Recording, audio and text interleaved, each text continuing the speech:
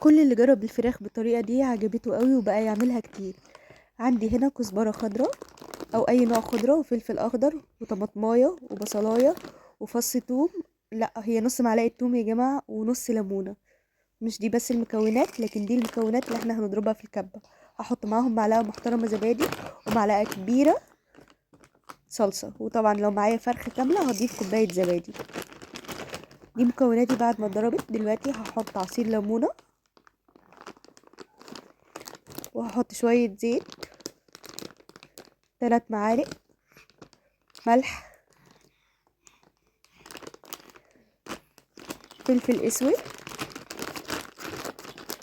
بابريكا مدخنة او عادية زي ما انتوا حابين، توم باودر وبصل باودر،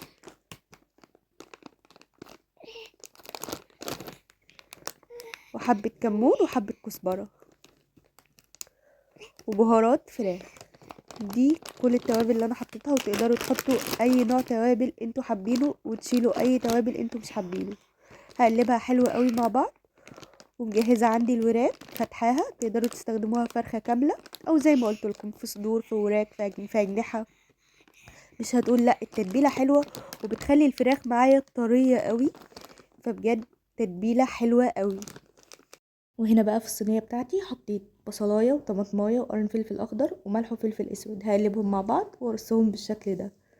ودلوقتي بقى بعد ما الفرخه بتاعتي اتبلت تتبيله حلوه قوي، هحطها فوق الخليط اللي احنا حطيناه ده، وادخلها فرن سخنه واسيبها تتشوي بقى براحتها. وبجد هتاكلوا احلى فراخ، والطريقه هتعتمدوها وتروحوا تعملوها كتير قوي.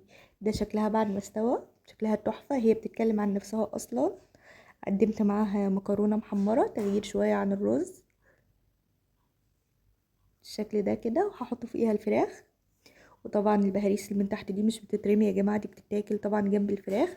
وده كان الفيديو بتاعي. لو عجبكم الفيديو متنسوش اللايك والشير والاشتراك في القناه وتفعيل زر الجرس عشان يوصلكم كل جديد. مع السلامه.